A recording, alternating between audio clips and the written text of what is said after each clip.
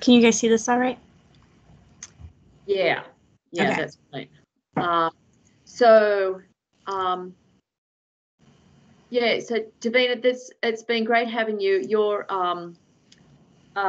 angle and research was a little bit different to the others, and I think I really appreciated it. You coming along and talking and sort of testing out the research tool with students in the anatomy classes, and I love the visuals on this. So appreciate your efforts, and why don't you go for it?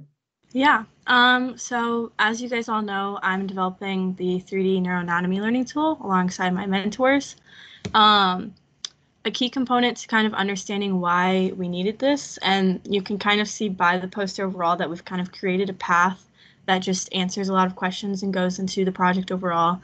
But understanding the first part where you should start on the poster is the need, and you really need to understand the history of education itself and knowing kind of how education started very basic in a sense, that we started with chalkboards and lecture style, and it was very simple, and a lot of students were just taking in information and then going back and studying it themselves. So with technology, we've needed to create different ways to combine technology with education to create the best versions of learning for students, which makes sense a lot, especially in today's world, because students are now growing up playing on iPads starting at 2 years old and all of that. So combining these elements has really created a new way for students to take in information, and there's a lot of studies that have said that it's working really well. These charts specifically are from a study where they did a more proper testing of it, I would say, compared to us. We've focused more on the student feedback, but in this graph right here, you can see that you can't read it very well, but these are mean average scores for the pre-lesson, post-lesson, and then the final assessment. And you can see that students who use the computer-aided simulation, which are represented with the purple, actually learn the information faster, and they comprehended more information at an earlier time than those who used the textbook.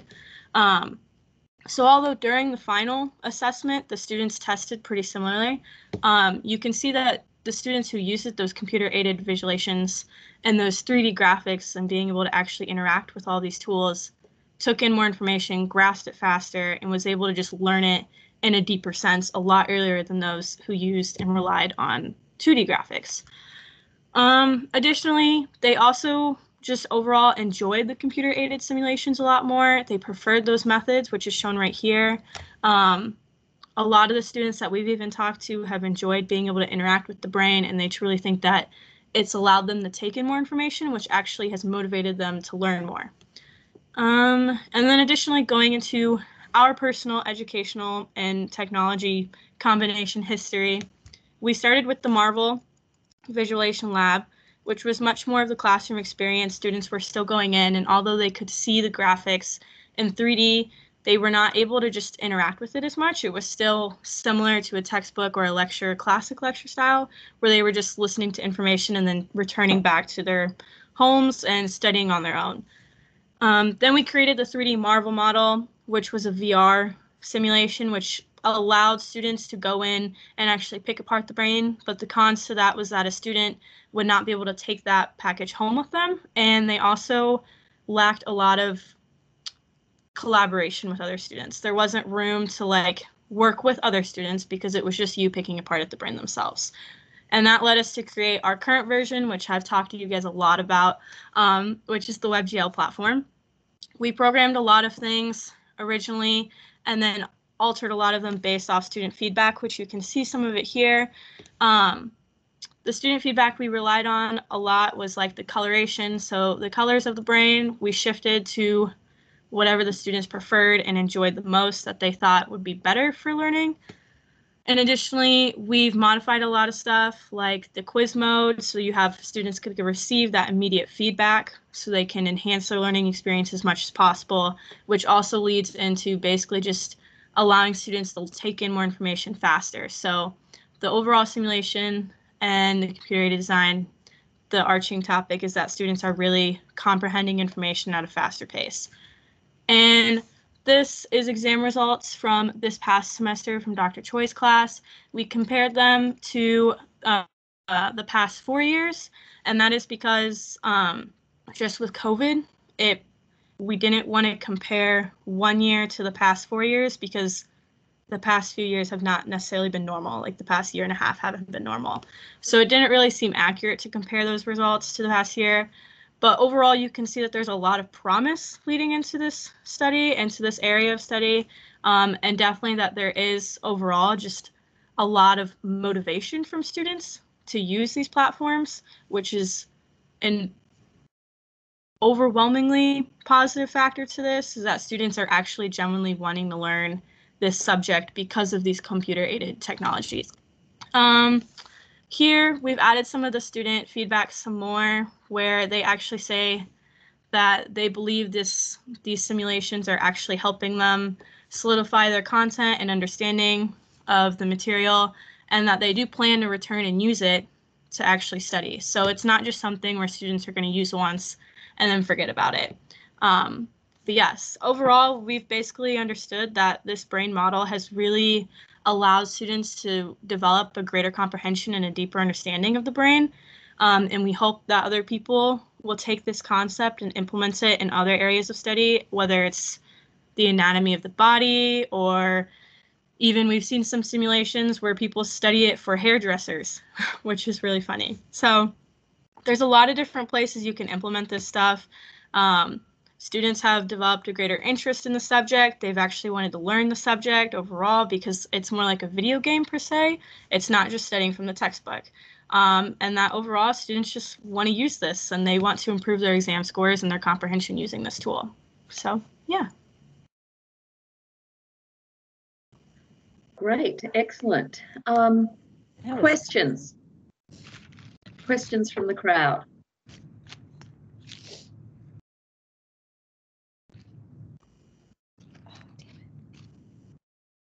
I have a question. Tamina, are there any negatives?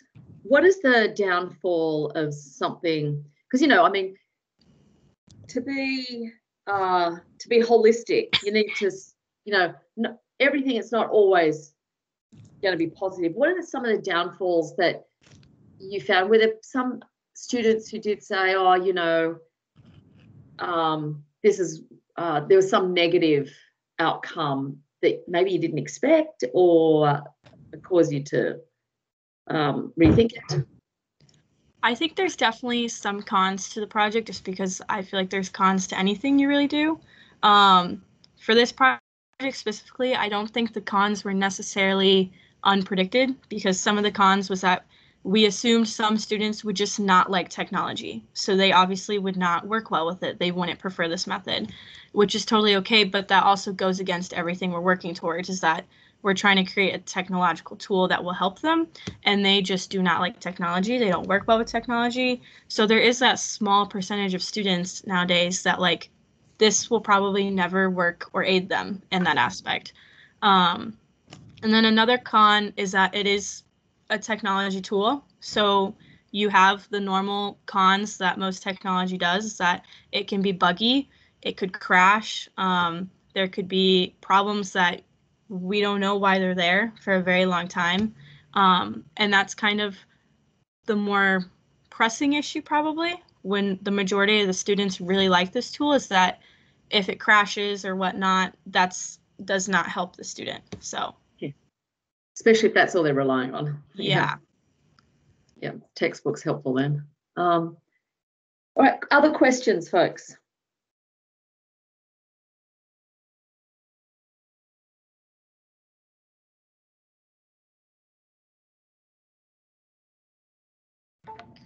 What would you say are the top two things that you think you would want to improve upon first in your in this software? That's a good question, because we've improved a lot of it just by taking in a bunch of the student feedback. I think,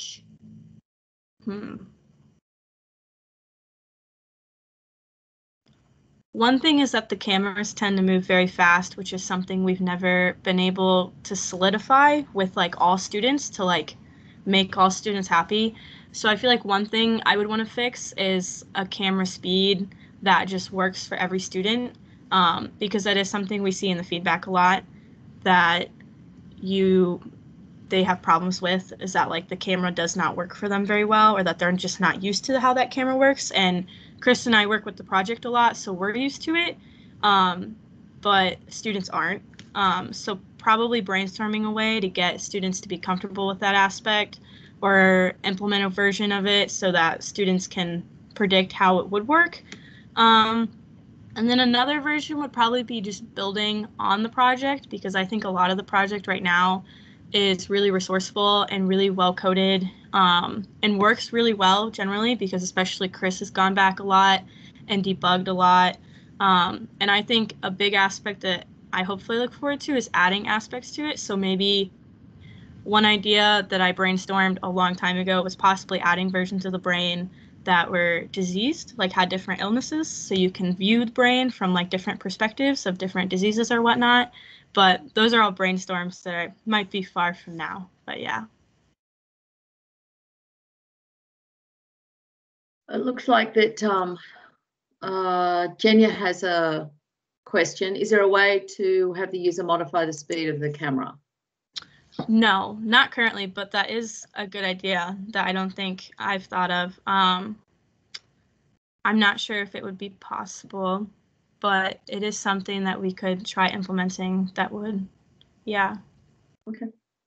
Part of the issue is just a lack of training, because the program is meant to be just sort of dropped in to anybody without any explanation. And so we did also recently make a sort of like a landing page that kind of explains how to use it a little bit better. And I think maybe just giving people a tutorial will kind of resolve some of the control issues. Yeah. Yeah. One thing I wanted to add is that there's also one of the issues that I'm kind of noticing now is that there is kind of like almost a conflicting set of goals from the cultures of software development and from like an actual scientific or educational study. Because in software development, we're always doing like rapid iterations where we're pushing new changes to the website on the fly, like as soon as they're discovered. But then like we have student feedback that comes in at very, rare intervals. And so we'll see comments on criticisms on like bugs or issues that we may have fixed already. And because of the timing of both of those data collections, we don't really know if that issue is resolved or not. Mm. And the other issue is the quality of data about the usage of it is also sort of at odds with how the program manages user data. So the website itself is meant to be completely open at all times. There's no logins. You can access it from anywhere, because the software engineer kind of wants it to be as open and accessible as possible. But yet, and we're not gathering any user data persistently. We're only doing anonymous, aggregate user data. Whereas if we were conducting a study with more scientific rigor, then we would have, user logins and, concurrent user data storage. We would have, more privacy on it, and, just like more storing user data and things like that. And so those kinds of things would make for a better study, but a less accessible learning tool. Mm. And so those That's are really good points. Yeah, they're really good points. There's that tension between them. Yeah, interesting. All righty. Well, that was fabulous. I think I'm going to hire you to do all my posters from now on. Kidding. But I love the visuals. That's fantastic. Thanks, Davina. Appreciate Of course, yeah. it. Okay, Mike, who's next? Let's see who I have next on the PDF of the posters here. Let's go with Katie.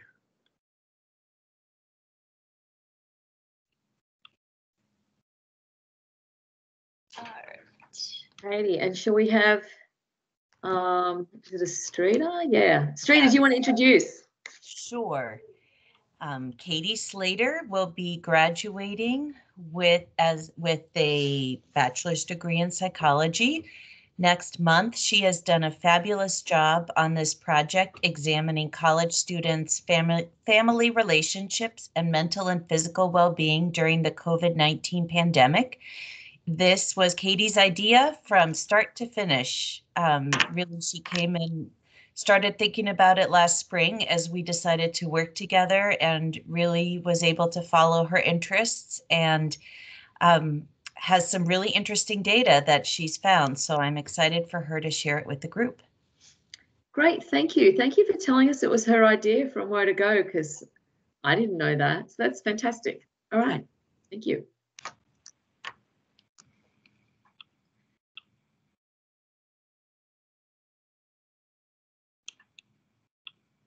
Sorry, just one second. Just have to pull up my PowerPoint.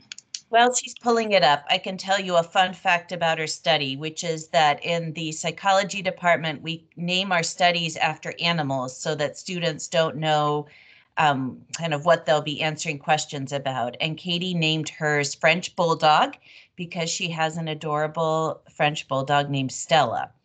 And she was featured in the College of Arts and Sciences Instagram and Facebook feed this week, a picture of her and Stella and her data.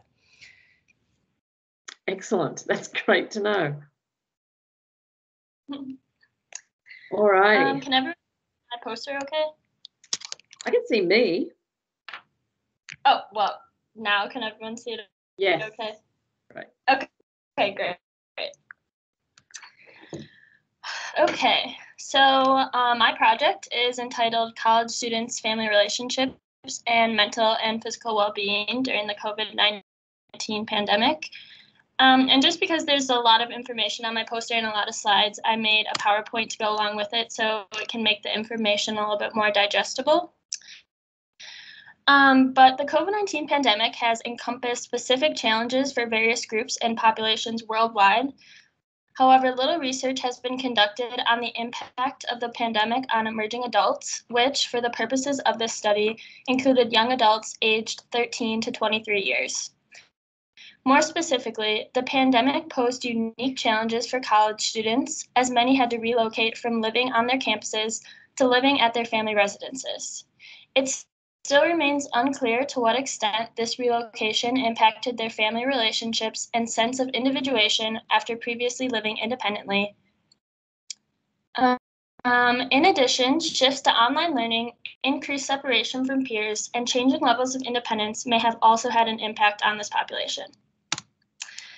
As such, this study examined 4 main hypotheses. First, it was hypothesized that higher levels of family conflict will be associated with higher levels of both depressive symptoms and sleep disturbances. With regards to depression and sleep, it was postulated that higher levels of depressive symptoms will be related to greater sleep disruptions. Higher levels of individuation as well are predicted to be associated with a greater incidence of family conflict. And finally, it was hypothesized that greater levels of impact and exposure to COVID-19 will be associated with higher levels of sleep disruption, depressive symptoms, and family conflict. The participants of this study included 113 undergraduate students from Marquette University who completed an online survey via Qualtrics. The participants ranged from 18 to 23 years of age and had a mean age of 20.3. The majority of the population included females, and the main racial and ethnic identity of the participants was that of white. To assess the constructs of interest, 5 measures were included in the survey. The Pittsburgh Sleep Quality Index assessed various levels of sleep disturbances, while the COVID-19 Exposure and Family Impact Scale prompted participants to answer questions relating to their COVID-19 individual and family experiences. The construct of family conflict was assessed via the young adults and parents' reports of family conflict and the young adults' reports of parent intrusiveness measure, and the construct of depression was measured using the patient health questionnaire. Finally, students' levels of individuation and independence were measured with the late adolescent individuation questionnaire, which assessed students' levels of connection and separateness from their parents. So this table provides a snapshot into the movement of Marquette undergraduates' living situations at various time points during the pandemic. So prior to COVID, over 85% of students lived independently from their family residences, which you can see in the category that says prior to COVID. During the early months of COVID, however, from March to May of 2020, only roughly 12% of Marquette students ended up living independently, with over 88% of students returning to live at their family residences. This, in turn, demonstrates one of the main constructs of interest in our study, where students who may have been used to living independently had to convert to living to their family residences, where their previous living styles and viewpoints may have been contradictory. The results yielded that there was no relationship between family conflict and depression, which did not support one of our initial hypotheses.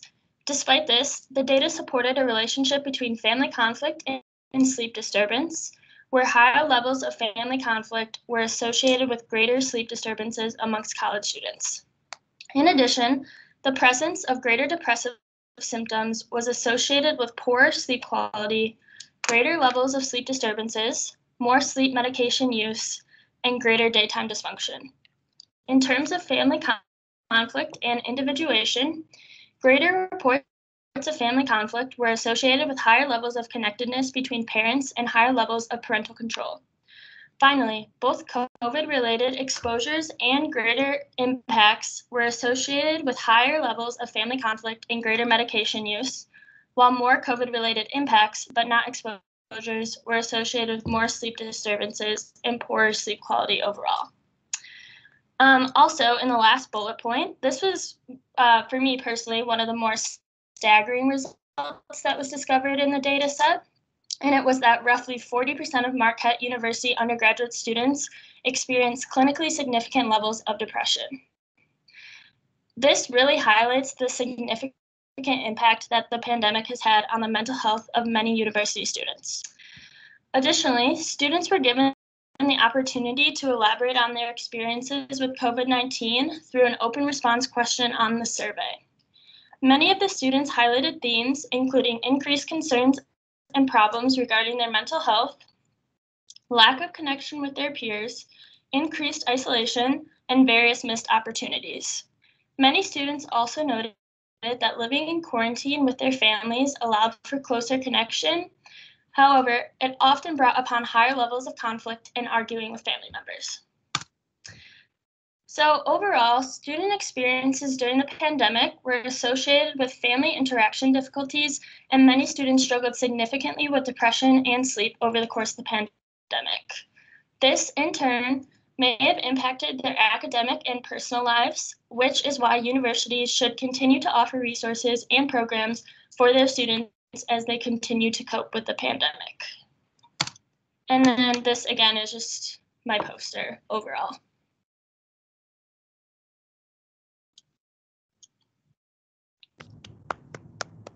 Excellent. That was great. Thanks for putting into, yeah, that was good. All righty, fascinating. 40% of students. What was the sample size again? I can't remember. 113 students. Right. Lots of questions. I'll open it up for others to ask.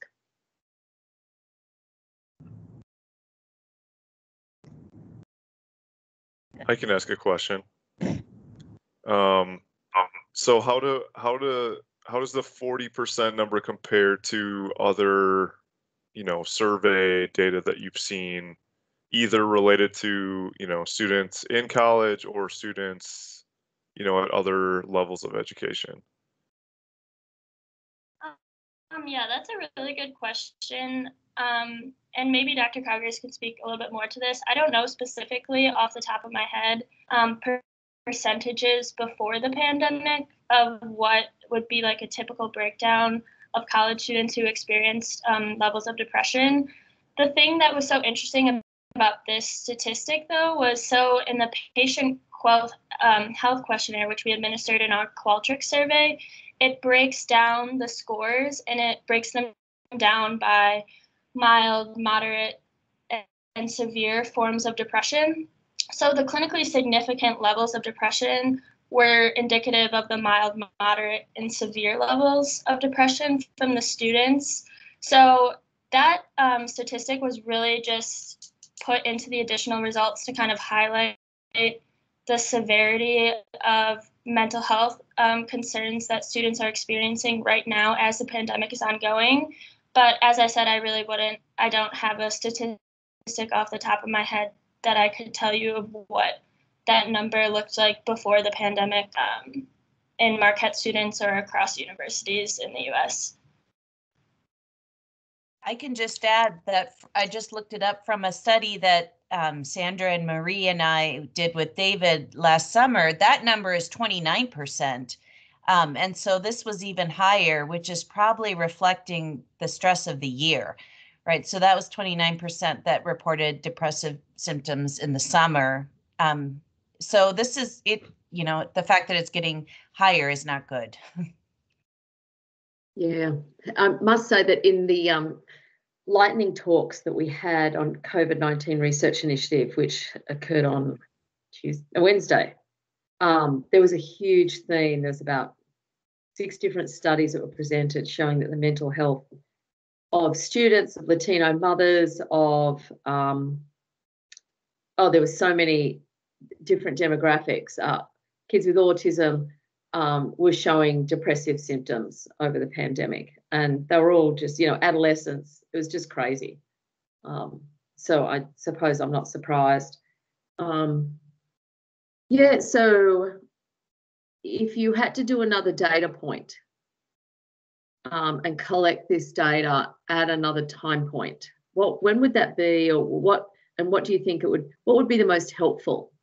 Like, would that be in the future, or would that be now to see how, you know, continuous this really is, or it's rising, or what would you like to do?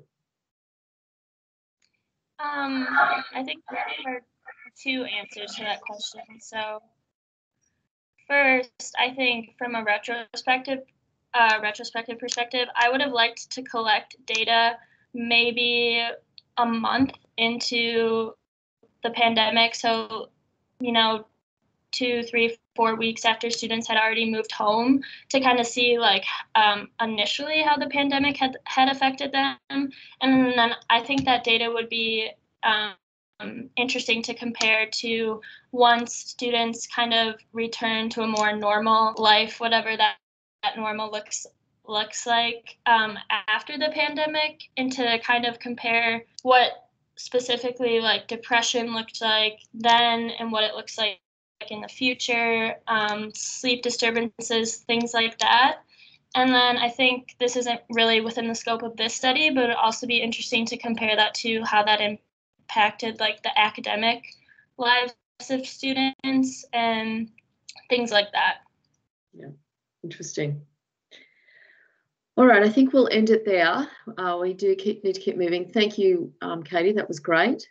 Who have we got next? Thank you. Jane would be next. Okay, so I'm so happy to introduce Jane. She's been in the lab for 4 years. I can't even believe that. It seems like a minute. And I get to keep her next year too. She's going to be a GA in our lab next year as well. So we're so lucky to keep her. And she's done really like all manners of different kinds of experiments. So, you know, we used to collect data in person, of course, and then this project was sort of inspired by the sort of need to pivot and not collect human subjects data, at least, you know, so we thought in the beginning. And I'm just, you know, like thrilled with how successful this work ended up being. So, and Jane was such a huge part of that. So I'll leave it to her now. Thank you for that introduction. Can you guys all see this slide? Yeah, it's not in presentation mode. Is that a problem? I'm trying to just get to the, let me see if I can scoot it over. Okay. It's down. Yeah. There it is. Okay.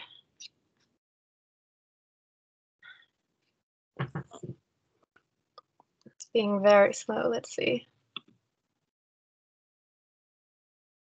There you go. Okay, we good? Yep. Wonderful. Okay, so I'll be presenting on the functional outcomes of varying motor abilities in children with childhood apraxia of speech and typically developing communication. And this presentation will focus on our parent report survey that asked about children's motor skills and physical activity levels. So the research questions are, how do physical activity level and participation in active games and sports vary based on motor abilities in children with typical and disordered communication? Just to review methods real quick, we used Qualtrics to create this survey, and the survey addressed children's motor skills, physical activity levels, parental concerns, and participation in functional activities and sports and active games. And the results I looked at for this presentation include children with childhood apraxia of speech and children with typically developing communication, just because the majority of our survey responses were about children in these groups. And as a reminder, childhood apraxia of speech, or CAS, is a neurologically based motor speech disorder that is difficult to treat, and it also often co-occurs with motor impairments, and this is true for over 50% of children with CAS. And so this is significant because if these children who have motor deficits are then less likely to participate in physical activity, then they're less likely to reap the widespread benefits of exercise. And so to better understand this question and the extent that motor difficulties affects participation in physical activity, I grouped children who had CAS or typically developing communication into 3 groups of varying motor abilities. And to create these groups, I looked at responses to 7 general motor skills questions, and they're listed out there. So they addressed balance, coordination, running, jumping, catching, and throwing. And then the groups varied in severity. So there's extensive difficulties, which is in the dark blue in the pie charts. And then there's moderate difficulties in light blue and minimal difficulties in gray. And as you can see, for children with childhood apraxia of speech, the majority had moderate motor difficulties, although a significant percentage also experienced extensive difficulties with motor skills. And this accounted for 22% of children with CAS. Whereas in typically developing children, only 1.3% of children had extensive motor difficulties, and the majority of children experienced only minimal difficulties with motor skills. So then I took these groups and looked at physical activity within these groups. So I have some different graphs to show these results. So these charts look at frequency of weekly vigorous physical activity in children with childhood apraxia of speech and typically developing communication.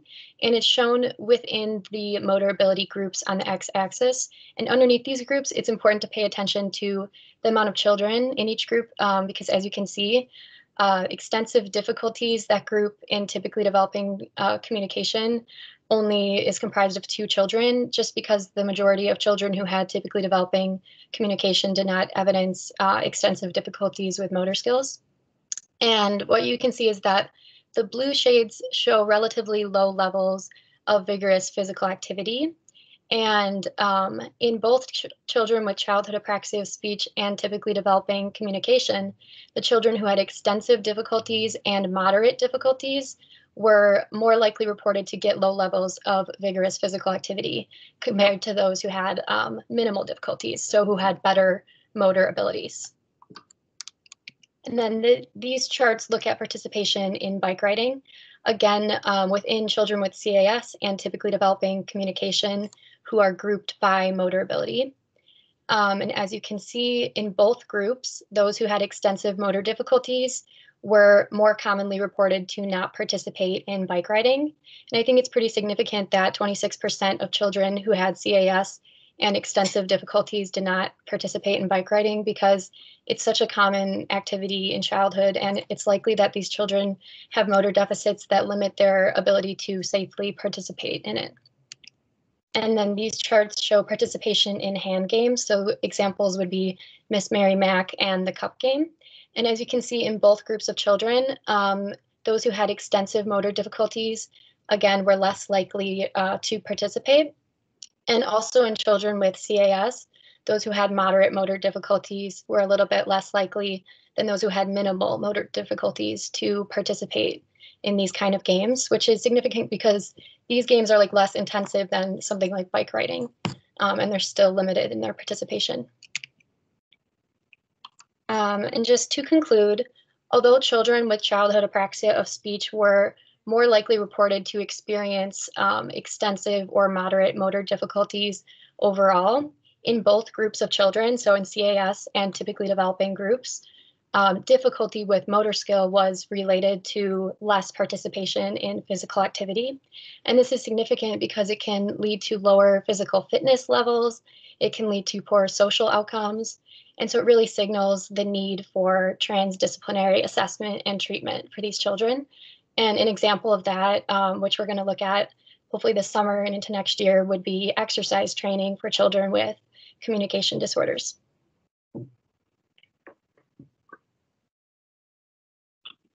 That's fantastic. Excellent. So these kids don't just have communication disorders, they have motor problems too. Interesting. They're really missing out, aren't they? Yes. Questions, folks? This is fascinating, this work.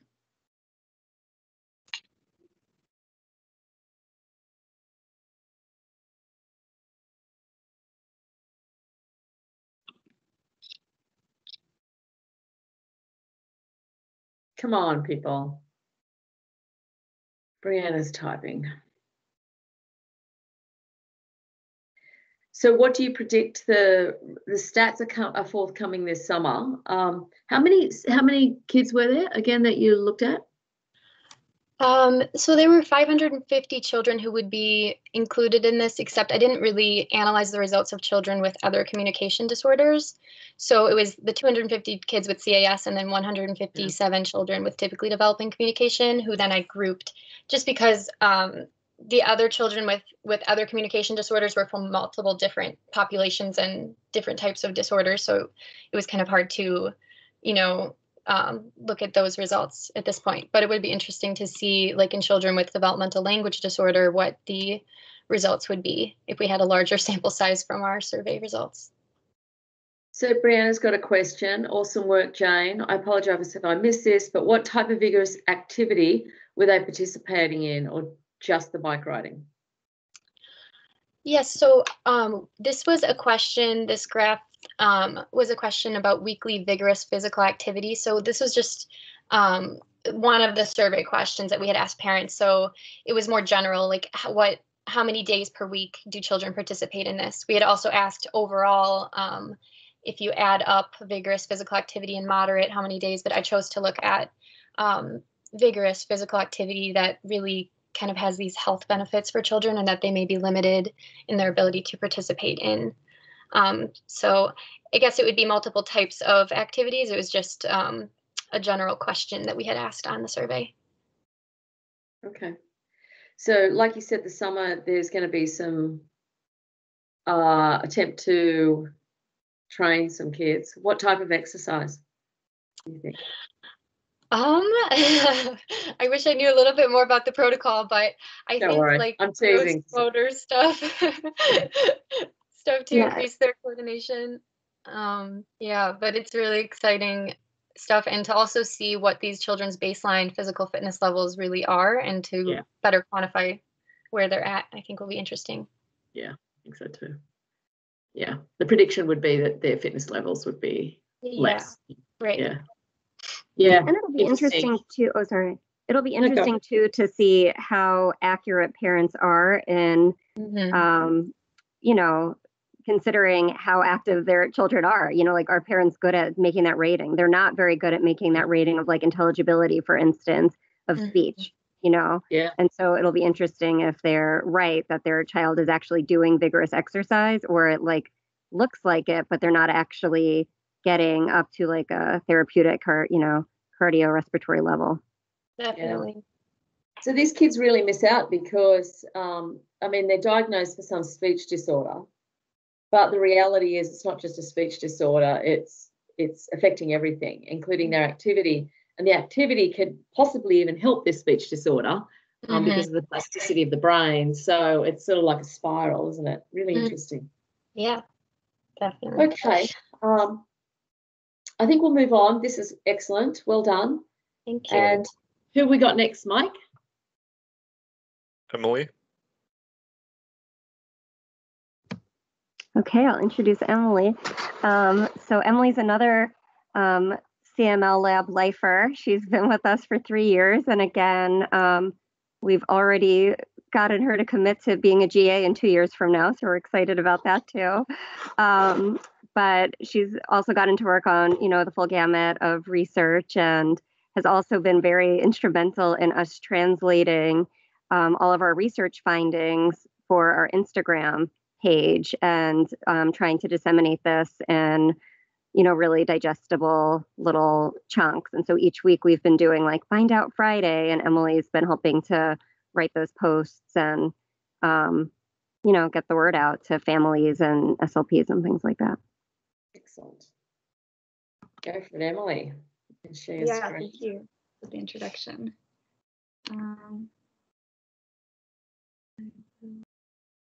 Okay, can you see this well? Yeah. Can you put it? Yeah, you got it. Yeah. Okay. Okay, perfect. Okay, so my poster is titled Social, Emotional Health and Motor Impairments in Children with and Without Communication Impairments. And so the research question that really drove this research was, what is the physical and social emotional experience of children with childhood apraxia of speech and/or developmental language disorder compared to typically developing peers? And so this was important because over 50% of children with CAS and DLD have fine and/or gross motor impairments, which just added to their communication deficits, increases their overall impairments, and just changes their life experience. But the functional outcomes of these deficits are unknown. And then it was also important that we looked into the extent to which bullying and mental health issues and other social, emotional, and physical challenges affect children with CAS and/or DLD when compared to their typically developing peers. So to do this, we put together some parent surveys to gather multifaceted data about the physical and the social emotional health in children with communication disorders. And we gathered over 1,000 responses on the survey about physical experience and over 500 about the social emotional experiences. And then just other research in this area has been pretty limited to the communication and academic outcomes for these populations. And so this research really wanted to break away from that and consider the whole child and their overall life experience and daily experience. So then looking at some of the results that were found from this survey, this is just a set of some of the questions that we asked, looking at how parents responded. So at the top, you can see that parents reported that their child has 0 to 1 close friends. Parents with children who have childhood apraxia of speech or developmental language disorder responded that their child had 0 to 1 close friends at a much higher rate than parents whose children have typically developing communication. And the opposite can be seen in the question asking about 3+ close friends. Parents whose children have typically developing communication answered this at a much higher rate than those whose children have childhood apraxia of speech or developmental language disorder. And then continuing down, another social emotional factor that we looked at is if their children had been bullied. And almost 60% of parents whose children have CAS and/or DLD responded that their child had been bullied to their knowledge, and a much lower percent of parents who have typically developing children responded that. And the same can be seen that children with CAS and/or DLD are much more likely to be dependent on others for self-care routines, are more likely to stumble and fall, are clumsier, are reported to have concerning motor abilities compared to their peers, as well as have fine or gross motor diagnoses. And so after looking at all of the questions we asked and all the parent responses, we concluded that children with CAS and DLD are reported to have fewer friends and experience bullying at twice the rate of typically developing peers. So this really affects their overall, how they're experiencing school and friendships and how they're experiencing life, as well as children in these populations also reported to demonstrate functional physical limitations that were consistent with developmental coordination disorder. And that's a lifelong condition where motor deficits and coordination challenges persist. And this is something that it's likely that these children have DCD, they just have not been diagnosed with it. And so we were seeing that a lot of these children have the markers for DCD. And so then looking ahead, this research is really important and lays the groundwork for future studies, such as the experimental study of fitness levels and physical health in children with CAS and DLD, as well as treatment studies that incorporate exercise to promote the physical and social emotional benefits to these vulnerable populations. And overall, this data was just really important to gather to just show how necessary it is to have transdisciplinary assessment and treatment of children with CAS and DLD, and just looking at the whole child and approaches that will be able to benefit them in multiple areas of their life is really important.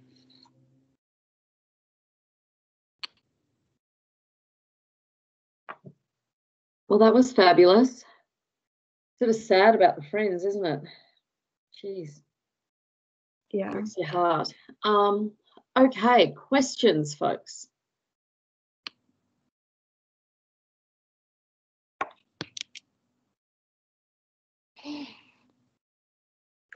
It's also notable that DLD, developmental language disorder, occurs in 1 out of 13 children.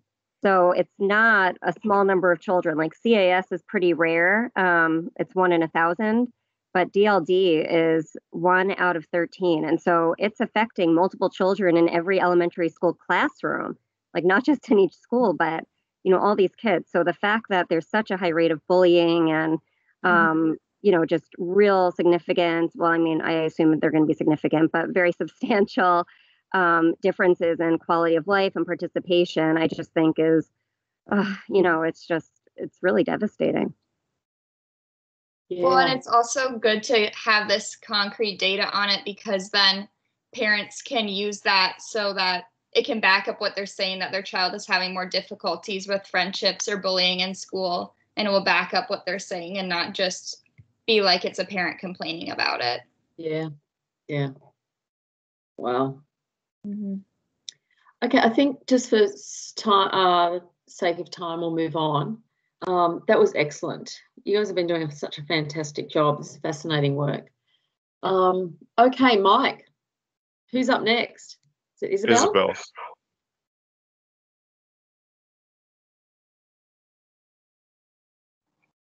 All right.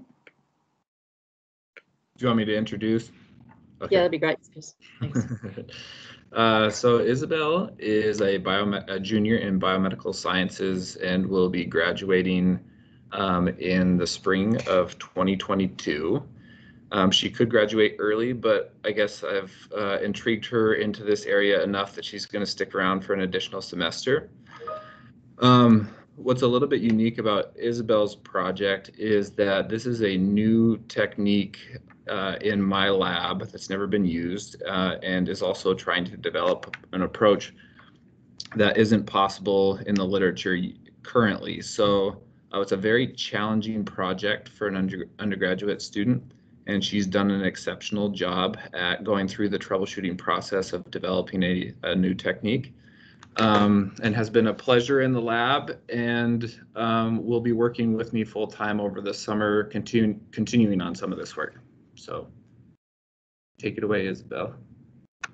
All right, thanks, Chris. Okay, so as Chris mentioned, I'm Isabelle, and then my mentors that work with me on this are Laura Teigen and Dr. Chris Sundberg. And my project overall that I was working on is the validation of the dot blot technique to test for protein markers of skeletal muscle denervation. So as a background overall, human aging is accompanied by progressive loss in mobility and physical function, which leads to a decreased quality of life for older adults. Activities of daily living, such as climbing stairs or walking, are often impacted by this loss in function. The loss of muscle mass, which is known as sarcopenia, and strength are important to this age-related loss in function and occur at least partially from the denervation of skeletal muscle fibers. So in the neural pathway, denervation occurs when the motor neuron that acts on the muscle fiber, which causes it to contract, is no longer in communication with the muscle fiber. This means that the fiber can no longer be activated by the nervous system to contribute to muscle contraction and function. So with denervation, certain protein markers can be expressed, such as embryonic and neonatal myosin heavy chain protein or neural cell adhesion molecule. Now, although skeletal muscle denervation is thought to increase with age, a method to test for the innervation status of single skeletal muscle fibers is not currently available. And this is what led me to the purpose of my project, which is to identify a simple and cost-effective method to test for protein markers of denervation in single skeletal human muscle fibers. So the overall question that I was looking to answer specifically is if the dot blot technique is a valid method to test for protein markers of skeletal muscle denervation. So for the dot blot method, what I did is pull single muscle fibers from both human muscle biopsy samples and rodent skeletal muscle samples, solubilized them, and then pipetted them into specific locations onto a membrane. The dot blot technique was first practiced with the rodent skeletal muscle fibers to test if the technique worked in the first place. So the black dots here on the dot blot indicate the detection of myosin heavy chain protein. So from this, fibers were next isolated from old and young human muscle biopsy samples and solubilized, as I mentioned, and then put onto the membrane in specific locations. So for this actual dot blot, you can see an NCAM positive control, a homogeneous sample containing hundreds of fibers from an older participant, and then 4 of 18 fibers which appear to be positive for NCAM.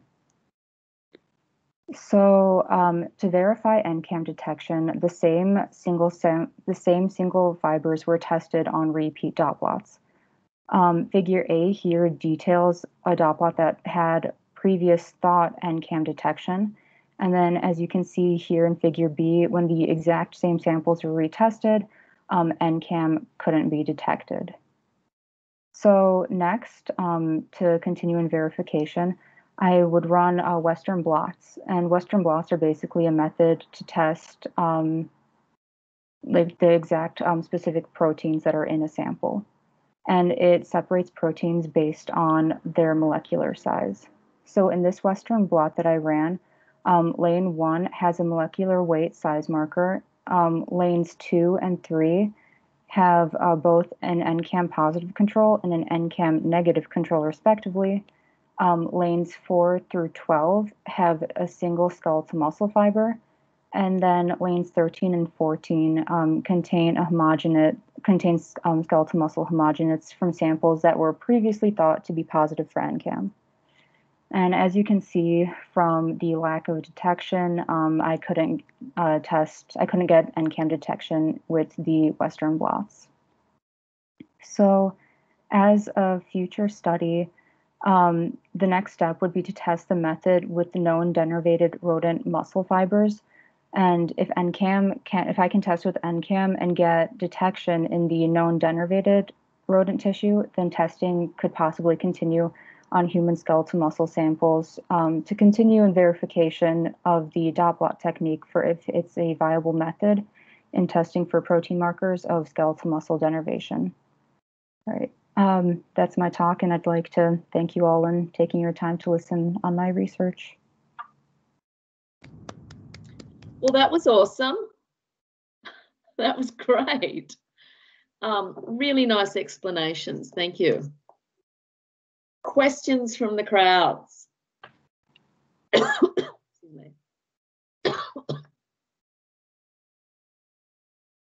Come on, folks. Should give you a carrot to ask a question. Lots of great jobs. So what would this study look like, that you could sort of see if this technique can detect denervation in older adults? What would that look like? What would this technique look like? Yeah. Like a cross-sectional study, or? Well, first, like I mentioned, we're going to be getting denervated like rodent tissue first to see if I can even get detection with tissue that we know should theoretically be expressing these protein markers. Mm-hmm. We're also thinking about doing immunohistochemistry. I didn't mention this in the presentation, but we're thinking about doing immunohistochemistry on fibers as well to see if we can get any kind of detection in actual like cross sections of muscle fibers. Yeah. Additionally, in humans. In humans. Mm-hmm. And like I mentioned, if I can get some kind of detection with the actual rodent fibers, then I might be able to go back and see if I can get any kind of detection that's continuous with the human skeletal fibers. Yeah, this is great. This is the good foundation for a lot of studies, I think. It's great. All righty. Well, we do have one other presentation, but I don't think that's going to happen. Brianna's not feeling great, so we're going to let her off the hook. And although she is present, so she's been listening. But she's not well. So, but just remember her poster will be online, and it's on pain in people with COVID-19. And Brianna has presented before at the lightning talks and done a really good job. Marie's typing. Marie, did you want to make any comments about Brianna? Amazing research, everyone. Yes. I would follow amazing research to everyone, including Brianna, and she is a master's student. She's finishing. Oh, my phone is beeping because everybody's commenting. So here, let me turn that off. And Brianna, she's done an exceptional job. She is extremely busy, and like Sandra indicated, she is looking at pain perception, so different types of pain, as well as endogenous pain modulation. So the people with COVID-19, their ability to inhibit pain through central mechanisms. And again, what's great is this is it's a smaller project under the much bigger project looking at functional characteristics of people with COVID or COVID survivors. So Brianna was participating before we even started collecting data. So I think she's seen a lot of the research with creating protocols and IRB and collecting. So again, she's done an excellent job. Thanks, Brianna. Thanks, Brianna. All righty. So I think that brings us to a close. Thank you, everyone. This has been a fabulous, fabulous initiative, and we'd love to do it again.